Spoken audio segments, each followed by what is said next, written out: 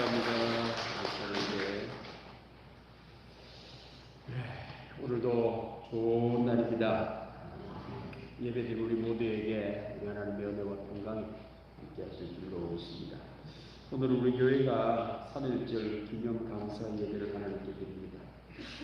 나라를 되찾겠다고 비폭력, 무저항으로 만세만 불렀는데 이제는 탄압을 할 뿐만 아니라 무고한 우리나라 백성들만 죽였습니다. 교회가 만세 운동에 적극적으로 했습니다. 태극기를 만들 곳이 없었어요. 교회에서 그 대응을 만들었습니다.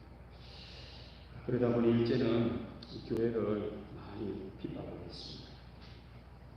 다시는 이런 일이 일어나지 않아야 되기에 우리 교회는 해방 이후에 계속 3.1절 기념예배, 광복절 기념예배를 우리 교회는 꼭 드렸습니다. 오늘 하나님의 말씀은 다시는 나라에 이런 일, 가슴 아픈 이런 일이 일어나지 않으려면 오늘 하나님께서 우리에게 말씀해 주고 계십니다. 우리 같이 함께 은혜를 나누려고 합니다. 자, 말씀을 대하면서 오늘 어떤 말씀은 이 말씀입니다. 같이 한번 읽어보겠습니다. 여호와께서 집을 세우지 아니하시니 세우는 자의 수고가 되니 여호와께서 성을 지키지 아니하시니 하수꾼의 깨어있으니 그러리라. 오늘 이 말씀에 대한 의미는 아멘. 하나님이 세우시고 하나님이 지키셔야 한다라고 성경원들에게 알려주고 있습니다. 하나님께서 집을 세우지 아니하시면 아무리 집을 열심히 수고하고 땀을 흘리고 세워봐야 복이 되지 않고 헛되다. 지금 그 집은 무너진다. 여호와께서 이 성을 나라를 이루면 나라를 지키지 아니하시면 아무리 애를 쓰고 군인들이 나라를 지켜도 나라를 지킬 수가 없고 결국 멸망한다라는 말씀입니다. 오늘 말씀에는 집도 국가도 누가 세우지요? 하나님 세우시다. 주체가 하나님이시다라는 말씀입니다. 오늘 예배드린 우리 모든 성도님들은 하나님이 우리의 가정과 국가를 세우시는 분임을 믿으시기를 바랍니다. 반면에 예수님을 믿지 않는 사람은 하나님을 믿지 않는 사람은 하나님이 어디 있다고 국가를 세우고 하나님이 어디 있다고 국가를 지키고 하나님이 어디 있다고 집을 세우고 하나님이 가정을 세운다는 거예요. 집과 국가는 오직 사람의 힘만으로 쓰지 무슨 하나님이 세운다고 이렇게 믿지 않는 사람들을 말합니다. 러시아 대문호 톨스토이의 단편 소설 중에 마귀와 빵 한 조각이라고 하는 단편 소설이 있습니다. 시골 농부로 사는 한 주인공이 점심은 늘 마른 빵 한 조각으로 그렇게 살고 있었습니다. 신실한 농부였기에 이 농부를 타락시키려고 마귀가 호시탐탐 노리고 있었습니다. 어떻게 하면 저는 타락을 시키지? 그래, 빵 한 조각을 뺏어버리면 하나님께 불평을 하고 타락할 거야 라고 마귀가 생각을 하고는 하루는 점심을 먹으려고 하는 그 빵 한 조각을 훔쳐갑니다. 그리고 농부가 점심을 먹어야 되는데 빵이 그런데 이 농부는 하나님을 원망하는 것이 아니고 나보다 더 어려운 사람이 있구나. 이 맛없는 빵도 필요로 하는 사람이 있으니 감사하다 하면서 이 빵을 필요로 하는 사람이 먹게 해주셔서 하나님 감사합니다. 이렇게 표현을 하더라는 겁니다. 그랬더니 마귀 중에 아주 선배되는 마귀가 그 후배되는 마귀로 꾸짖어냈어요. 야 이놈아, 사람을 타락을 시키려면 있는 것을 뺏어가 타락하는 게 아니고 없는 사람에게 자꾸 주면 타락한다. 그래가지고는 너 이제 저 농부가 농사를 지을 때에 계속 풍년이 들게 해줘봐라. 1년이고 10년이고 20년이고 계속 풍년이 들게 해주라 라고 그러면 타락할 거라고 알려줍니다. 그래서 이 마귀가 돌아가서는 그의 농사를 짓는데 목사를 아주 잘 짓게 만들어줬습니다. 그때 막 그전까지는 빵 한 조각 만들어 먹기 어려운 만큼 힘들었는데 양식이 남았어요. 양식이 남으니까 팔았어요. 팔으니까 돈이 생겼죠. 그때는 돈을 갖고 친구를 불러가지고 잔치를 부르더라. 지금까지 못 먹었는데 우리 한번 잘 먹자 하고는 친구를 불러가 건강하게 잘 먹더라. 그 다음에 또 풍년을 줬어요. 양식이 더 남았어.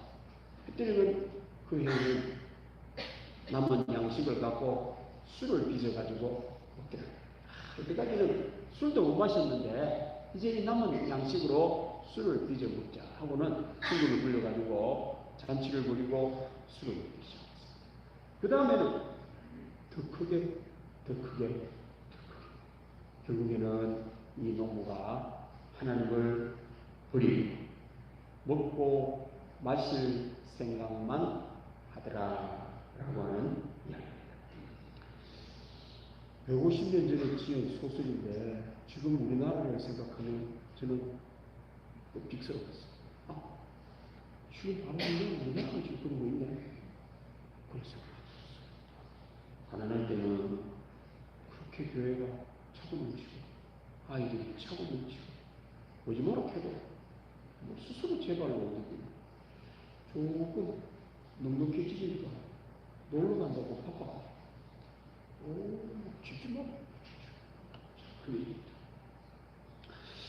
자, 우리 가정과 집을 무엇으로 세울 수 있을지를 봐야 합니다.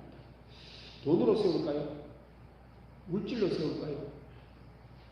정신으로 세울까요? 그것을 볼 줄 알아요. 이 말씀을 읽을 때에 하나님이 세우신다. 하나님이 어디 있다고 하나님이 세운단 말이에요. 뭘로 세우는지를 봐야 됩니다.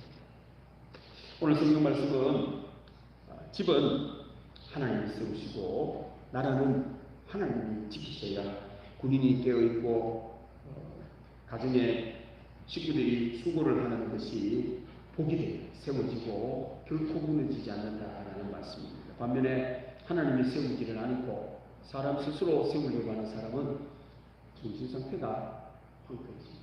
부자가 되면 될수록 정신이 황폐해집니다. 결국에는 연락한다라는 말씀입니다. 오늘 예배드린 우리 모든 성도님들은 오늘 이 말씀을 믿는 여러분들 되기를 바랍니다. 다시 한번 같이 읽고 우리 아멘하면 좋겠습니다. 여호와께서 집을 세우지 아니하시면 세우는 자의 수고가 헛됩니다. 여호와께서 성을 지키지 아니하시면 하수꾼의 깨어있음이 헛됩니다.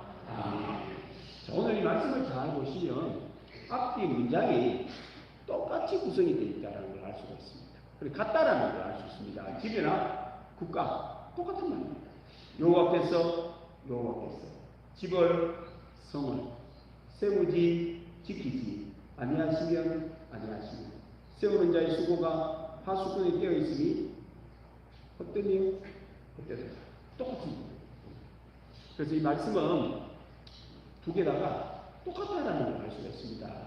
앞에 문장하고 뒤에 문장의 차이점은 집과 국가의 차이점이 아니고 앞에 문장도 집을 세우고 국가를 세우는 것, 뒤에 문장도 집을 지키고 국가를 지키는 것을 말합니다. 첫 번째 문장은 뜻이 시작대가 있는데 하나님이 시작할 때에 세워야 된다라는 말이고, 뒤에 두 번째 문장은 지키는 걸 말합니다. 유지를 말합니다. 유지. 국가가 유지가 되고 집이 유지가 되고 기업이 유지가 되고 교회가 유지가 되고 계속해서 유지가 되려면 하나님이 지키면 유지가 되지만 하나님이 안 지키면 유지가 안 된다 이 말입니다. 같은 문장입니다. 말하자면 우리나라 사람들이 보면은 시작을 크게 합니다. 여러분들 개업할 때에 크게 불리고 결혼식을 크게 하고 환갑을 크게 합니다. 그 다음은 여기 지켜야 돼요. 유지를 해야 된다면 가정 결혼을 해가 유지를 해야 된다니까. 결혼만 해놓고 그 다음 유지하는 방법을 몰라가지고 그러니까 계속 깨지죠. 국가를 세우기는 세웠는데 계속해서 유지를 하고 발전을 시켜 나가야 돼. 그 방법을 몰라. 그러면은 나라가 망하죠. 기업을 큰 돈 들여가지고는 세우기는 세웠는데 유지 발전시키는 법을 몰라. 그러면 안 되잖아. 개인도 마찬가지로 태어났으면 유지, 성장해야지. 아프고 병들고 죽으면 안 되지 않습니까? 그래서 이 세상을 살아가는 데는 두 가지가 있다는 겁니다. 시작이 있고 유지, 발전이 있는데 시작할 때도 누가 해야 된다고요? 하나님이 하셔야 돼요. 유지, 발전도 누가 해야 된다고요? 하나님이 하셔야 돼요. 이 말입니다.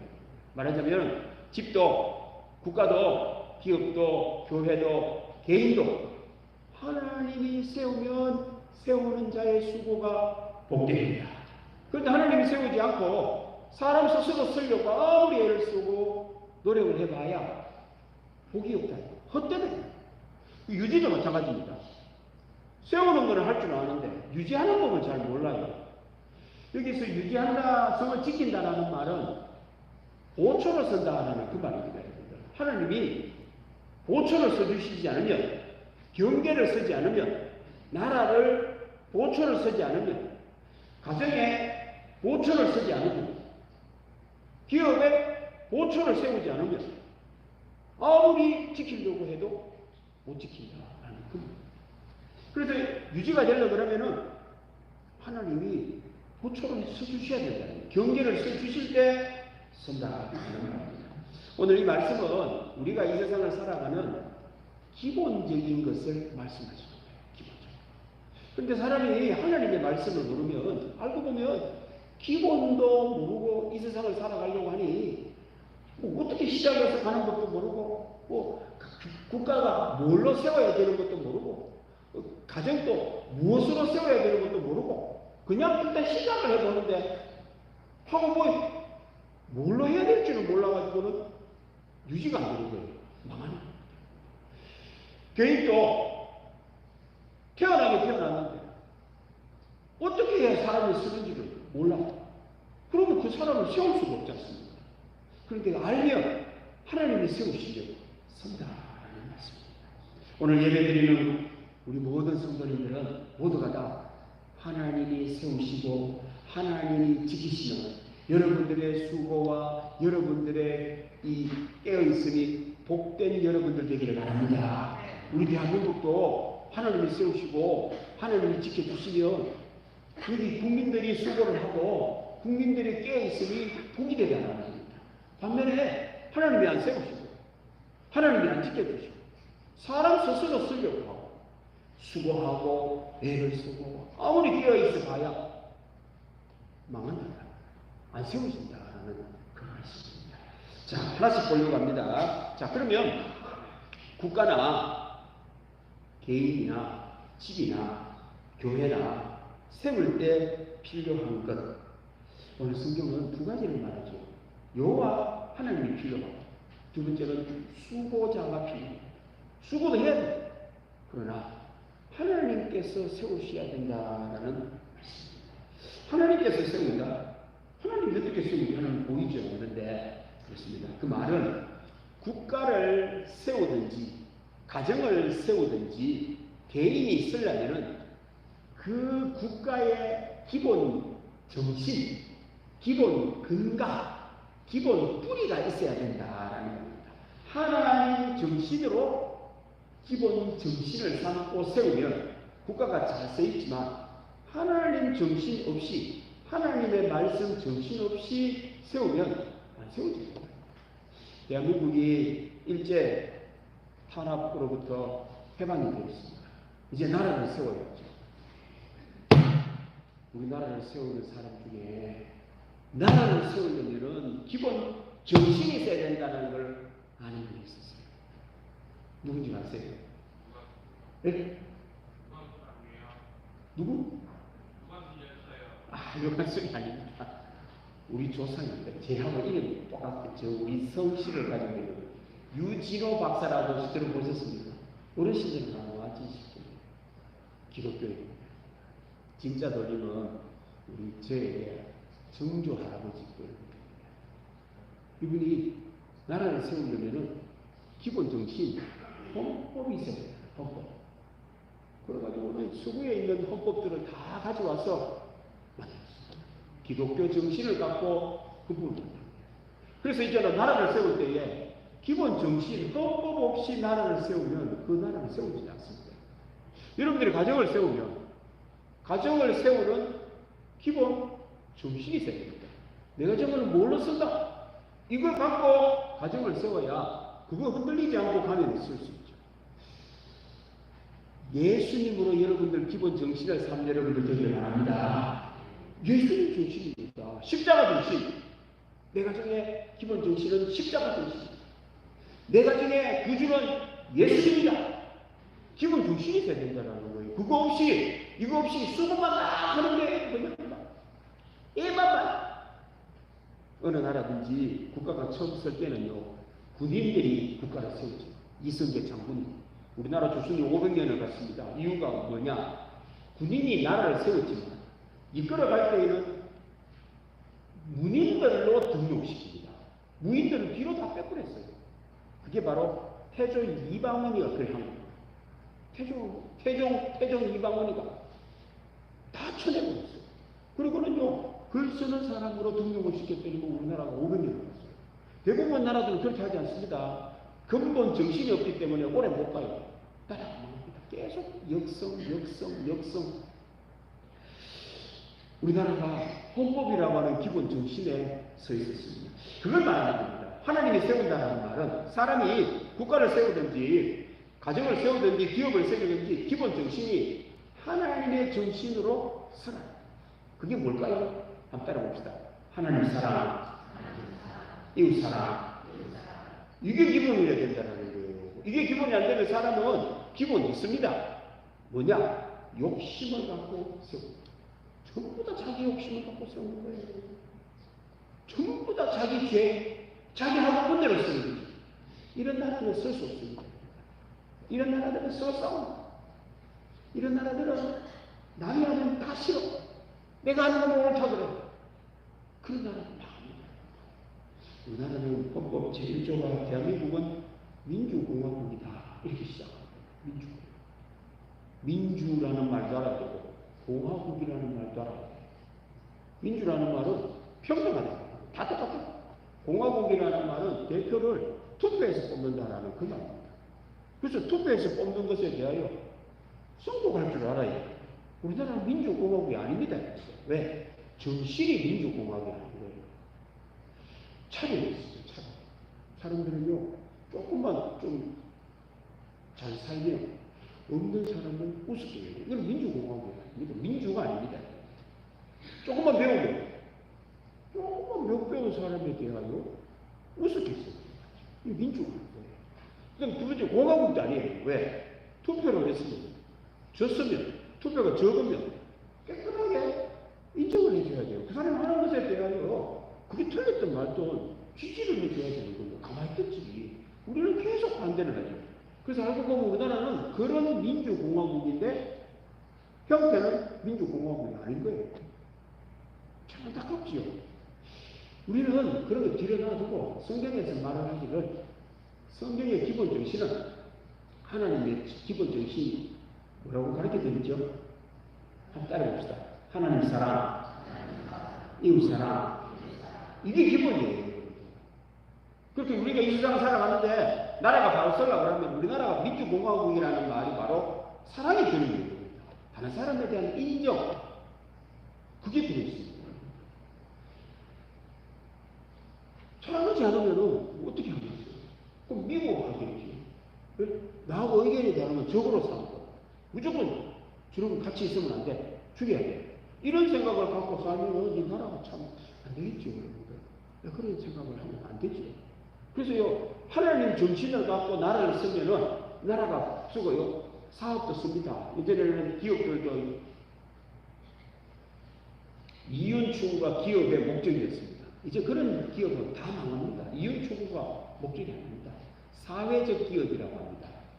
이익을 벌었으면 돌려줘야 됩니다. 환원하는 기업을 지금은 기업이라고 그러지, 이익 창출만 하는 기업은 기업이라고 하지 않습니다. 이제. 요즘에는 더 아프려고 ESG라고 해요. 더 힘들죠. 기업의 고유, 권한, 정신을 강조하는 거죠. 그거는 책임을 말합니다. 책임. 기업의 책임의식. 이걸 더 강조를 합니다. 이제 그거 빼려고 해요. 우리나라는 감당이 안 돼가지고. 우리 기업 지금, 선진국은 지금 벌써 ESG를 가고 있습니다. 한국은 뒤에 못 따라가다가 지금 그거 빼려고 합니다. ESG의 마지막 G. 카본을 빼려고 합니다. 책임을 질 수 없다고 생각하고 있습니다. 그러면 안 되겠네, 사실. 그리고 벌써 선진국은 많이 가고 있습니다. 사람은. 우리 한국은 많이 뒤처지고 있죠. 여러분들, 하나님이 세워야 합니다. 여러분들, 우리 가정도 사랑으로 세워야 합니다.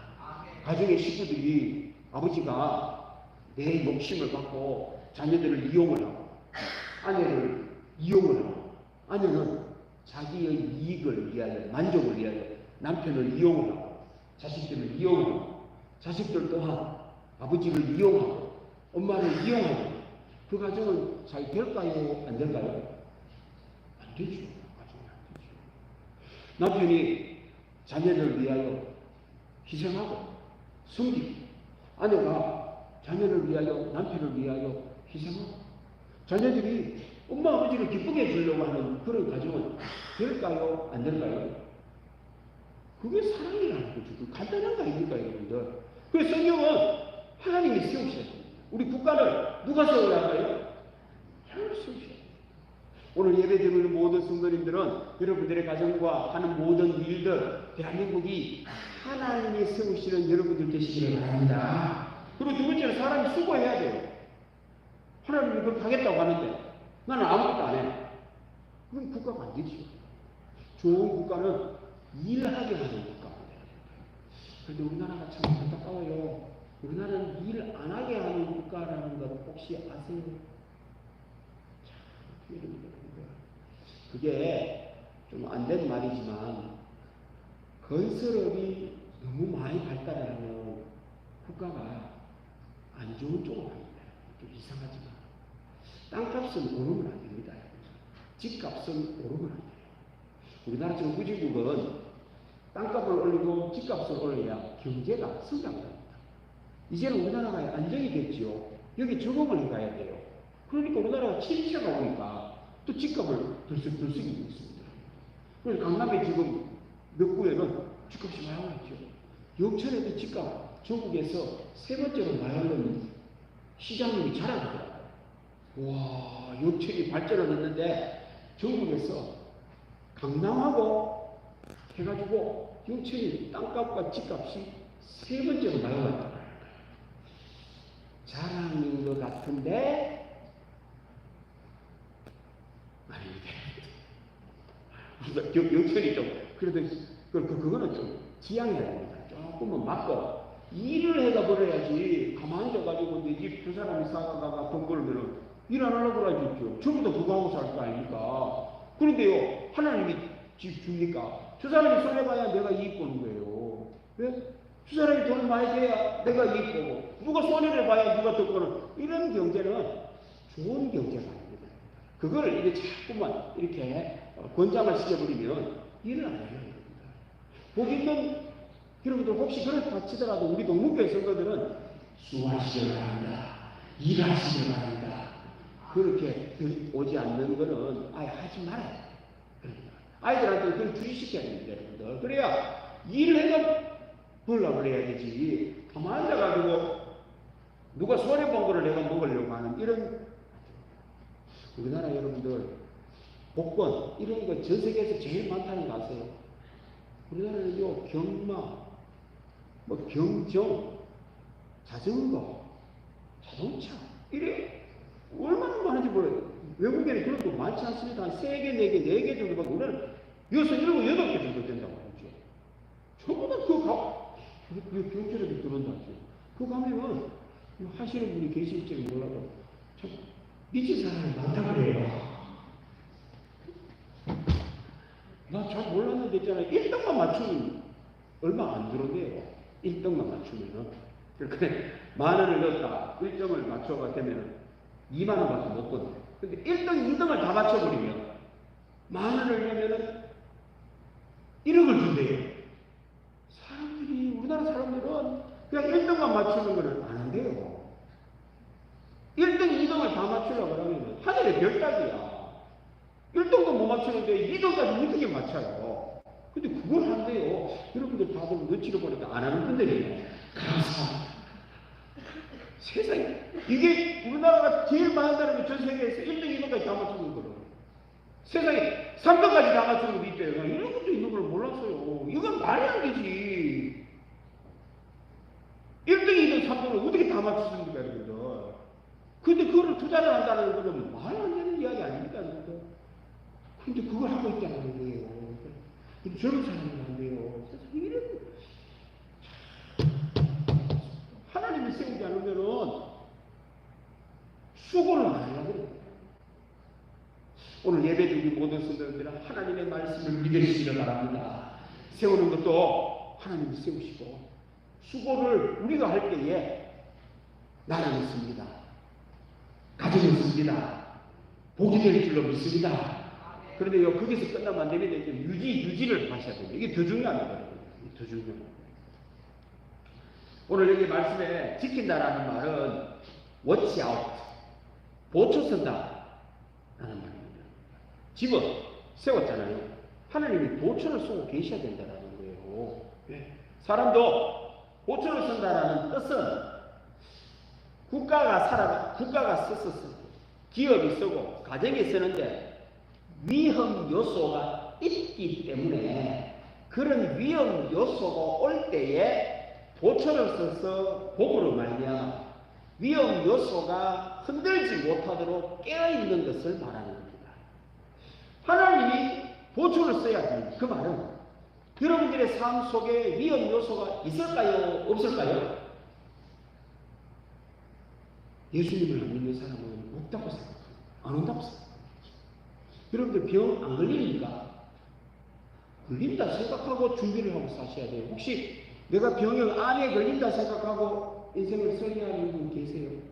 그분은 진짜 신앙생활 하는 분이에요. 내 가정에 외부적인 위험 요소가 온다 생각하고 설계를 하고 계십니까? 그게 바로 깨어야 되는 거예요. 보채 없어야 됩니다. 내가 사업을 할 때에 언제든지 위험 요소가 이런 것이 있다라는 걸 인지를 하고 준비하는 거예요. 제가 안 돼 있어요. 외국 사람들은 이 집을 수입과 지출 부분, 자산과 비제 중에 비제에다가 묻는다고 합니다. 집은 뭐라고요? 빚을. 한국 사람들은 전부 다 자산입니다. 문제가 있다고 그랬죠. 집은 한 40년, 50년 지나면 다시 지어야 돼요. 그래서 국가가 강제적으로 한다고 그랬죠. 감가상각비를. 그러니까 시간이 지나면서 낡아져가 가치가 떨어지니 그때 지을 때 빚내가 지어야 돼. 그걸 저축하라는 거예요. 그래서 그날에 집을 지을 때에 그만큼을 해가 집을 지으라 이 말입니다. 감가상각하고 있는 집이 거의 없어요. 그 말은 그 집이 자산입니까? 빚입니까? 빚이죠. 여러분들 보는 자동차 10년 후에 그만 탈지요. 다시 차 바꿉니까? 안 탑니까? 바꿀 거 아니에요. 그럼 그 차는 뭘로 삽니까? 그 자동차에 대한 감가상각비를 넣어야 되는 거예요. 매년마다. 그 15년 후에 산다 그러면은, 아니 3년 후에 산다 그러면 3년 후에 3천만 원 차만큼 돈을 집어넣어야 된다는 거예요. 그 주축 옮겨야 되는 거예요. 안 하잖아요. 그러면 자동차가 뭡니까? 빚이지, 빚이지. 휴대폰 3년 후에 바꾼다 칩시다. 내 휴대폰이 100만 원이라 치죠. 3년 후에 100만 원 들잖아요. 그만큼 넣어야 된다는 겁니다. 3만 원씩 3만 원씩 넣어가. 3년 넣어가. 예, 3년을 넣어야 되네요. 안 넣잖아요. 그럼 여러분이 가지고 있는 게 전부 다 옷, 집, 신발, 자산입니까? 빚입니까? 그러니까 우리 지금 어디 하고 있, 어디 살고 있습니까? 빚덩이에 하고 있는 빚덩이에. 깨어있다라는 말은 바로 그겁니다. 바꿀 때가 오고, 낡을 때가 오고, 위험 요소가 있으니 하나님이 보초를 세우십니다. 그래서 우리로 하여금, 우리도 하나님 생각을 갖고 보초를 쓰라는 거예요. 위험 요소는 있다. 우리에게는 병에 걸립니다. 가정에는 외부적인 요소도 위험하는 요소도 있고 내부적인 요소도 있다는 거예요. 염두에 두고 살다가 그런 일이 일어나면 준비가 되어 있잖아요. 아무 준비 없다가 그렇게 생각하면 우리가 사람을 만나면 회의를 하면 첫 번째는 의논을 하다가 말만 합니다. 두 번째는 안건을 상정합니다. 세 번째는 투표를 합니다. 투표. 마지막에 이 안건이 말하는 그 말은 무슨 말이냐면은 내가 무슨 말을 하면 꼭 반대되는 사람이 있다는 겁니까? 없다는 겁니까? 있다는 거잖아요. 그게 회의의 진행법입니다. 그럼 여러분들이 다른 사람하고 대화를 하면 내 의견에 반대하는 사람이 있을까요? 없을까요? 그렇게 하고 대화하세요? 보초를 하시는 거예요. 그러다가 누군가가 갑자기 내한테 반대로 의견하면 어떤 마음을 드느냐면 네가 못해? 이런 게 있잖아요. 이거 대화가 되는 거예요. 충격을 받아가지고 가슴이 부들부들 뛰는 거야. 내 의견에 반대되는 의견을 했다고. 이 말고 목소리가 올라가. 이게 바로 지키지 않는다. 반대되는 위협 요소들이 있다는 것과 없다는 것의 차이점입니다. 여러분들, 하나님이 지키시면 나라가 지켜집니다. 그렇게 생각하고 살아가는 말입니다. 깨어있으라는 게 항상 위험 요소가 있고 나하고 의견이 다르고 반대되는 사람이 있기 때문에 이야기를 하다가 그런 의견이 나오더라도 충격받지 말고 그럴 수도 있지 라고 하면 의견을 받아들이려고 하라는 말입니다. 그 자꾸만 싸우려고 하지 말고. 그런데 하나님이 안 지키는 사람은 자기가 지키려고 하죠. 그러니까 자기가 자기를 지키려고 하니 나한테 위험 요소는 없다고 생각하는 거예요. 나하고 의견 다른 사람은 없다고 생각하는 거예요. 그러다가 그런 일이 닥칠 때마다 흥분을 해요. 본인 스스로. 자존심이 상해가 눈에 보이는 게 없어. 그 말은 정신이 없다 이 말이에요. 세상을 살아가는데 정신이 없이 어떻게 살아요? 본인 스스로가 준비가 안 돼 있어가 정신이 없어요. 자동차를 몰고 가다가 어려움이 닥치면 정신이 없어요. 가정이 잘 가다가 외부적인 요소가 오면 정신이 없어요. 국가가 잘 가다가 좀 의견 대립이 생기면 정신이 없어요. 이런 나라가 안 되죠. 그래서 하나님께서 지키셔야 합니다. 여러분들의 가정은 하나님이 지키셔야 합니다. 그리고는 사람은 깨어있어야 된다는 말은 어려움 올 때마다 이제 여러분들 머릿속에 어려움이 온다는 것을 인지를 하고 있잖아요. 그 다음에 두 번째는 하나님이요. 깨어있다는 말은 깨어있다 안다는 말입니다. 그거는 뭘로 아느냐면 이 세상을 살아가는데 고통, 하나님은 고통이라는 걸 통하여 위험 요소를 알려주십니다. 늘 말씀드리지만 제가 팔을 이렇게 뒤로 돌리다가 어느 정도 가면 아파요. 이러면은 가라는 겁니까? 돌아오라는 겁니까? 돌아오라는 거지요. 왜? 그게 한계라는 거 여기 더 이상 가면 안 될까요? 계속 가면 어떻게 될까요? 부러지지요. 그러면 돌아와야 되지. 여러분들 징조라는 게 다른 게 아닙니다. 여러분들이 살다가 아프면 힘들면 징조 깨어있어야 된다는 거예요. 위험 요소 오네. 기업을 하든 사업을 하든 경제적으로 살다가 고통이 오면 뭐라고요? 따라봅시다. 징조인 거예요. 우리나라 경제가 국민들이 지금 고통을 느끼고 있잖아요. 그러면 그 다음에 무슨 일이 일어날까요? 그 전에 돌아서라 이 말입니다. 그거 깨어있다 이 말이죠. 하나님을 지키는 사람들은 징조에 민감하잖아요. 하나님을 세우지 않는 사람, 지키지 않는 사람은 징조를 몰라. 아픈데 그만 가야 되는데 계속 가. 자동차를 그만 가야 되는데 계속 가. 기업을 계속 그대로 가면 안 되고 돌아와야 되는데 계속 가. 국가가 아픈데 계속 가. 그러면 부러지지요. 그러면 어렵죠. 한번 먹고 어떻겠어요? 그래서 여러분들 고통은 나쁜 걸까요? 좋은 걸까요? 좋은 겁니다. 아주 좋은 거예요. 아프면 돌아가야 돼요. 아프면. 힘들면 돌아가야 됩니다. 더 이상 하면 안 된다는 뜻이에요. 그래서 깨어가 돌아서면 구원이 있습니다. 사랑이 있습니다. 그래서 사람들은 이제 깨어있을 때 성경은 우리들에게 바로 깨어있음의 교훈인 거예요. 깨어있을 때. 말씀을 보면 이렇게 가면 사네, 이렇게 가면 죽네, 안다는 거예요. 나라는 하나님이 세우시고 하나님이 지키셔야 합니다. 개인도 기업도 가정도 누가 세워야 할까요? 하나님이 세우셔야 합니다. 누가 지켜야 될까요? 하나님이 지키셔야 합니다. 그리고 우리는 수고를 해야 되고 그리고 그걸 잊어버리고 살면 안 돼요. 깨어있어야 됩니다. 이게 바로 그런 거구나 알고는 있을 때에 어떤 어려움이 온다 할지라도 하나님은 우리를 구원의 길로 인도해 주실 줄로 믿습니다. 지금도 하나님은 대한민국을 세우시고 대한민국을 지키십니다. 우리 모두가 다 하나님이 세우시고 하나님이 지키시고 우리가 깨어있고 우리가 수고할 때에 다시는 나라에 있는 어려움은 없을 뿐만 아니라 하나님은 우리나라를 복되게 하시고 여러분들의 삶을 복되게 해주실 줄로 믿습니다. 기도하겠습니다. 하나님 아버지 감사합니다. 오늘 우리를 사랑해 주셔서 믿음으로 예배드리며 말씀 받게 해주셔서 감사합니다. 하나님 보호하시고 지키시고 여기까지 인도해 주셨는데 이제 넉넉하고 풍성해진 이 대한민국 국민들이 자만하기 시작합니다. 오만하기 시작합니다. 교만하기 시작합니다. 오만하니 이 나라를 불쌍히 여겨주시고 오늘 예배드리는 모든 교우들 하나님이 세우시고 하나님이 지키시는 우리 교우들을 되어 우리 교우들을 통하여 나라가 살고 가정이 사는 역사가 있게 하여 주옵소서. 감사드리며 예수님의 이름으로 기도드립니다. 아멘. 585장 찬송하겠습니다.